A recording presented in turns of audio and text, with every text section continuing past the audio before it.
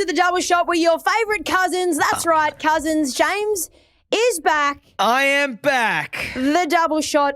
Where the fudgekins have you been? Okay, No explanation, just I've teed up Schnitzel von Krumm, a.k.a. Mitchell Scale, and that was it. Yeah, no explanation.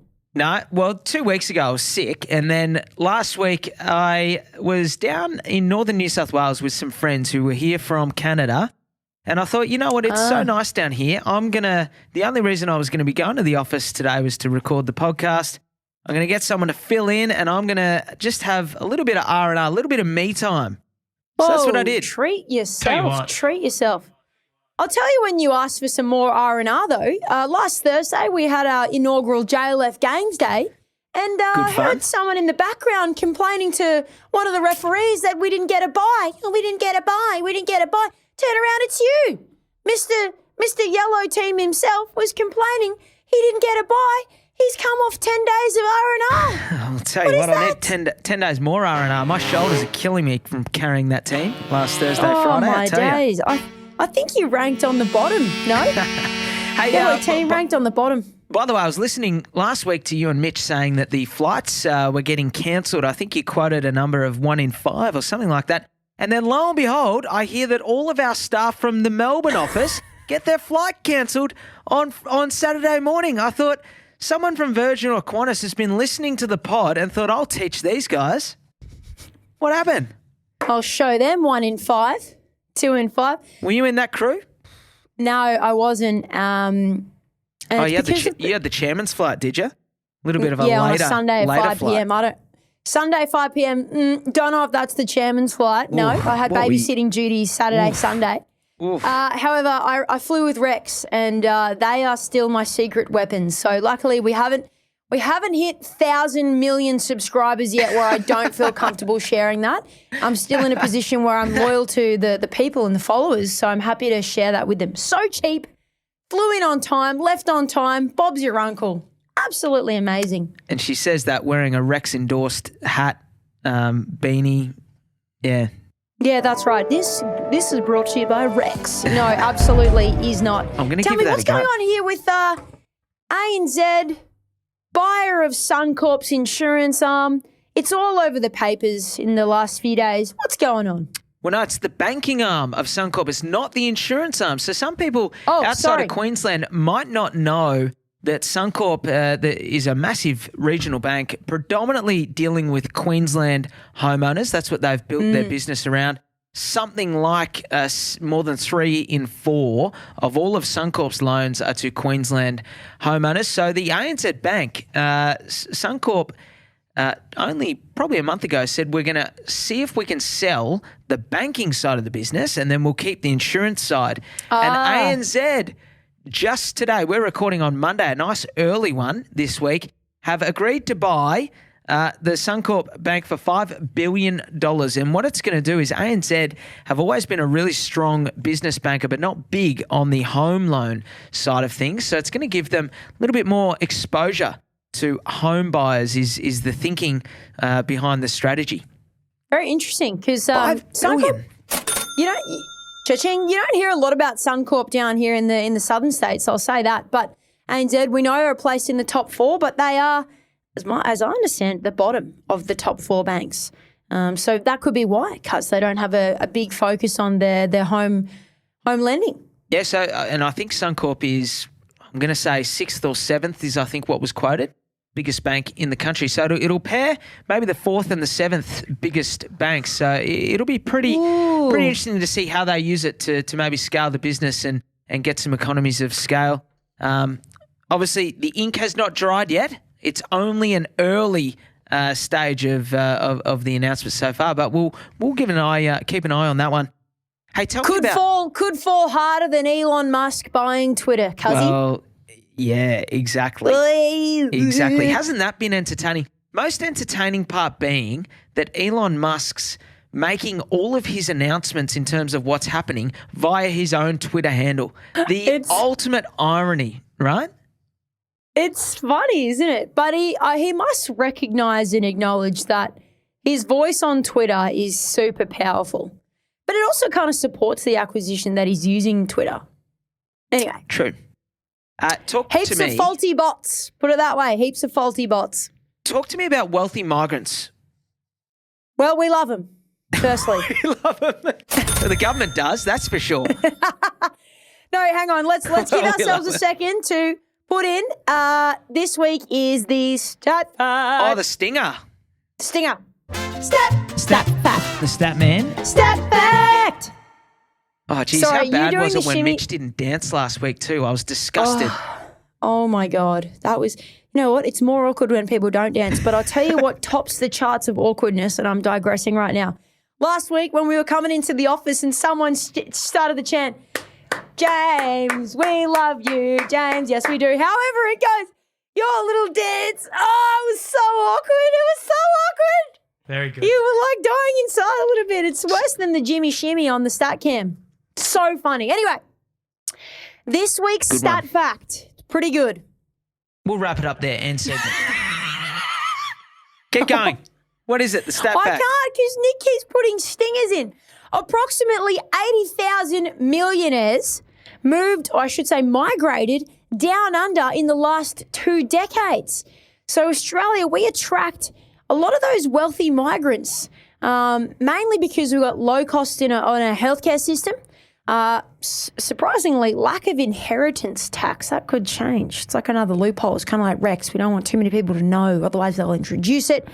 And then we generally have a very prosperous and safe country and economy because the biggest millionaire magnet, I think you've got the notes in front of you, but I can't see that writing. I'm going to assume though. Who do you think it is? I'm going to assume that it's Canada or the United States is what I'm going to assume. Ooh. Dubai? Oh, you did read the notes. Well, technically, the United Arab Emirates, the UAE, has become the millionaire magnet with a projected 4,000 high net worth individuals flowing into the country by the end of this year. How amazing is that? Wow. It's because of they've got like these amazing immigration policies that are specifically tailored to attract private wealth and international talent. But interestingly, Australia is pretty much a close second as at today to the United Arab Emirates. Cha-ching. That is your stat fact. Surprised Israel is third. I'm not surprised What's going at on all. there? I think also, they're the startup nation. They are the startup nation, like true. incredible technology, amazing startups. And that's the cross intersection of religion for the whole entire world, from all types of religions. But, that doesn't necessarily mean wealth. But anyway. Are you cutting me off, mate? You're unbelievable. Wrap it up, mate. He comes late. He comes late. Wrap it He up, comes mate. late, and then he wraps me up after asking me a question. I was trying You to don't want an answer? Don't ask a question. It's 2:30. I don't want to go to sleep this early. All right, welcome back to the next segment here. I was just asking my cuz, do I have a bit of chocolate on my teeth? He said no. I did. What a stitch up. So that's a stitch up. Good thing we're in radio/podcasting jobs bonanza. Okay, you would have heard, unless you lived under a rock, our unemployment in Australia has finally come down to a very lovely, round, even, record-breaking number of 3.5% as at end of June this year. So a couple of weeks ago. Ooh, so called for those horns. 88,400 more people found work in the last couple of months, and that's really been great. It's the lowest it's been since 1976 at 3.5%. And women, would you know, go girls, women are even lower at 3.4%, which is the lowest since 1974. And the world would have looked a lot different for women in the workplace all the way back then. So uncharted waters. In other words, what it means is if you want a job today, you've got one. And that sounds probably true. ridiculous, but it is true because No. there's 494,000 people looking for a job in Australia today, and there's 480,000 job vacancies. Basically means there is almost one job for every person that is looking for one today. And I guess for a bit of perspective, that was 3 to 1. So 3 people looking for a job for every one that was being advertised before the pandemic. We have never seen this before, I'm sure of it. Well, we certainly haven't in our lifetime. Ain't that the truth? So very interesting times. And so jobs play a vital role, don't they, in the health of the economy, sure. But I guess if we look at probably something that we're more hands-on, which is real estate investments, jobs really dictate everything because, you know, whilst it's true that we look for land in areas that have got population growth, if you can't get a job, you're not going to live you won't live anywhere unless you can get a job. So the job sort of almost comes before everything else, doesn't it? Mm. Oh, absolutely. Obviously it depends what profession you're in, right? But I think, you know, most of us want to live in a relative reasonable proximity to where we work, whether we're there a couple of days a week or 5 days a week, and that'll obviously make the big difference. But I agree with what you're saying. And so let me ask you this. What do you think are the top 5 employment industries in Australia today? Education, IT, that random one they always say, administration. Education, but it could be tick. Okay. IT, sort of tick. Ooh, okay. Administration? No, it's not. Okay. They say professional and scientific services, which I think that sounds specific. Covers IT, yeah. Oh, okay, all right. And then I'd say healthcare. Yep, that's number 1. And construction. Retail. You're missing retail. Retail's number 2. So roughly... No, I would never have said retail. Roughly 1 in 7 of all employed Australians work in healthcare these days. 1 in 10 work in either retail or professional services. Just under that is construction coming in at number 4 and then education at number 5. Sounds about right. What about if we go the other way? What have been the 5 fastest growing employment industries over the past 3 years? So since the pandemic, if you had to pick the top... 100%. Healthcare is number 2. IT. Yep, so professional services number 3. Construction. No. What? What? Fudge. I don't think education would be fastest growing. Yes, it is number 5. Why though? So you've got 2, 3, and 5 so far. But more why? teachers, But why? more teachers because increased sick leave. So you need more teachers to cover. More aid teachers. Teachers' aides. God, wouldn't they cop a lot of shit when you the kids in the class? Anyway, I don't know, cuz. Number 1, financial services. And number 4, public administration and safety. So in other words, the government, but also health and safety, because health and safety increasingly important in the workplace over the past little while. Ain't that the truth? The commonalities, right, are health, professional services and education. They're not only in the top 5 biggest employers, but they're also the fastest growing. So the message for me is if you're buying land today, you want to be close to hospitals and education. So schools, universities. I think you also want to be near a CBD or a business park. Like we're talking relatively near. Relatively near. That's where the population's going to be going because that's going to be where they're going to get a job. Yep.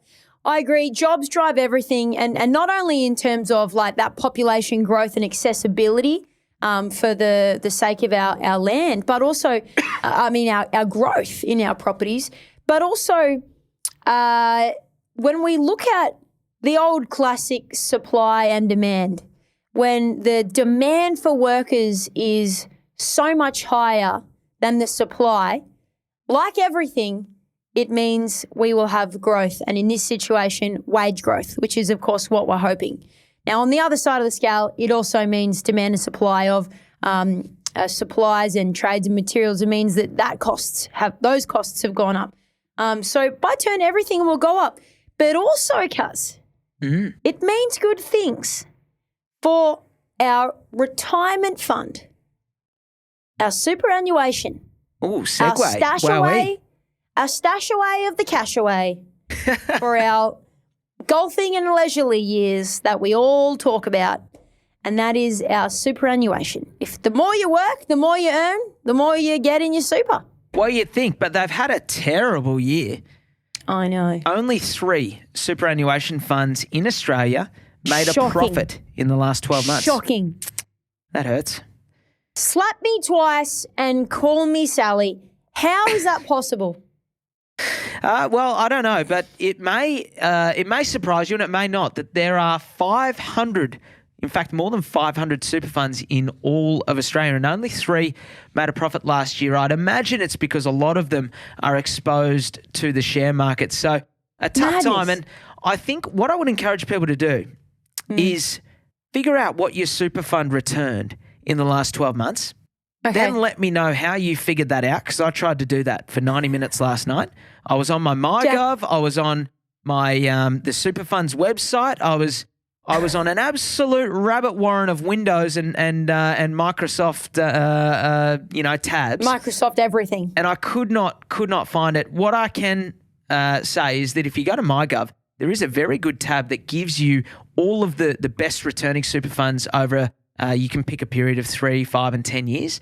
So that is really cool. And you can select the super fund and roll your money over inside of your MyGov. So I figured out the solution. I haven't figured out how to actually work out what it is that your super fund has done. Very, very hard to do. So if someone figures that out, hit me up on the email. Yeah, I mean, and can you see, we'll take this offline, but can you see what your super balance was, last financial year compared to this financial year? Yes, you can, but they don't show you what the difference is between that balance and how much your employers contributed.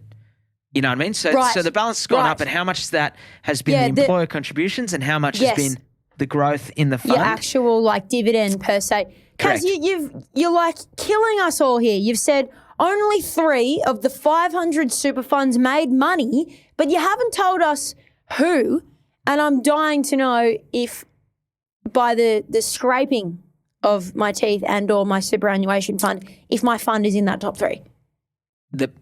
Now this is for balanced funds, which is the most common type of fund. Host Plus Balanced up 1.6%. Qantas Super Gateway Growth. Never heard of it. Well, probably for Qantas employees. That is up by 0.6%. And Christian Super, My Ethical Super.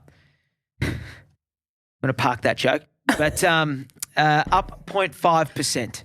Oh. And then all the rest are down, maybe 1%.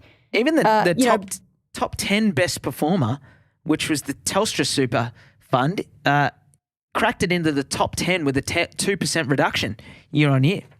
How is that? That's crazy.